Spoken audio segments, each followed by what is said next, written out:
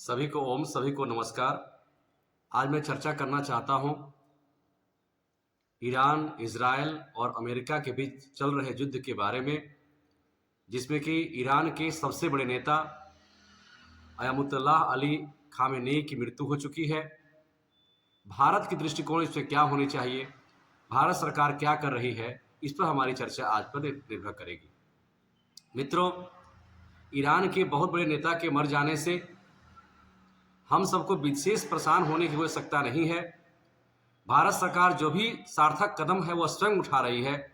भारत की कूटनीति और प्रधानमंत्री के नेतृत्व पर हमें संपूर्ण भरोसा करना चाहिए और भारत के लोगों को भारत के साथ, भारत की नीति के साथ मिलकर रहना चाहिए।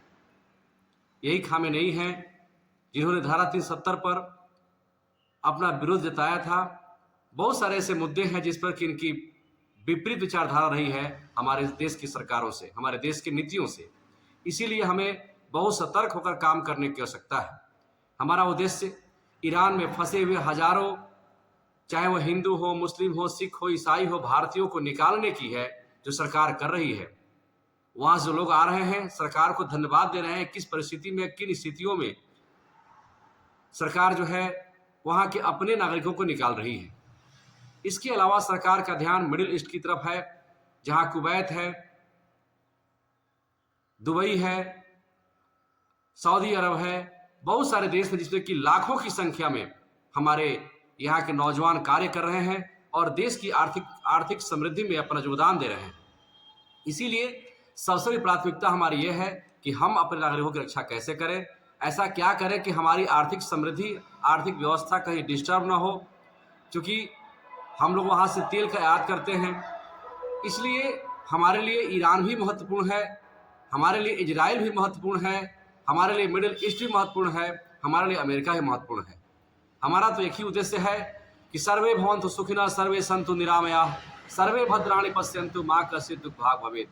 हम तो पूरा संसार को, पूरे विश्व को ही अपना परिवार मानते हैं।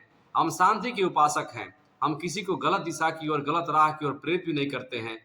हमें जितना हो, कितना हो हमारी समस्याएं हो जाए, कितना हो हम समस्याएं ग्रसित हो जाए, लेकिन हमारा जो मूल ध्येय है समाज के साथ, देश के साथ और पूरे विश्व के साथ एक तन्मयता बना करके समाज की रक्षा करना, देश की रक्षा करना और अंततः विश्व की रक्षा करना।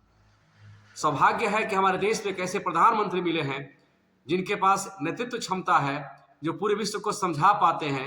विश्व के अनेकों राष्ट्र के जो हमारे जो राष्ट्र नायक होते हैं, जो वहाँ के शक्तिशाली जो मंत्री होते हैं या राष्ट्रपति होते हैं या जो भी होते हैं, वह प्रधानमंत्री जी के बात को बहुत ही तन्मयता से सुनते हैं, बहुत ही ध्यान से सुनते हैं। इसलिए मैं सभी नागरिकों से प्रार्थना करना चाहता हूं कि आप बिल्कुल भी खामेनेई के बारे में अपने मन में निराशा भाव लेकर न आवें, राष्ट्र के साथ रहें, देश की नीति के साथ रहें, ताकि हम भी आप पर भरोसा करें, आप भी हम पर भरोसा करें और अंततः राष्ट्र का जो नायक है उसके अंदर वो शक्ति पैदा हो कि उसको महसूस हो कि नहीं, जनता हमारे साथ है, हमारे निर्णय के साथ है। और इस प्रकार हम विश्व में आने वाली बहुत समस्याओं से अपने आप को निकाल पाएं। आर्थिक समस्या हमारे साथ ना हो, तेल की समस्या हमारे साथ ना हो, हमारे साथ बेरोजगारी की समस्या ना हो।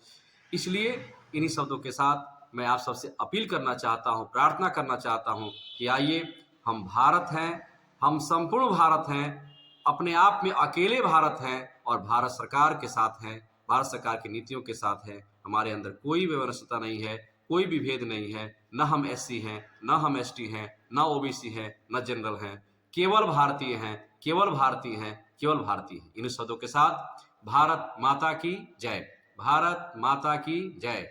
जय हिंद, जय भारत, जय हिंद, जय भारत, जय हिंद, जय भारत। धन्यवाद।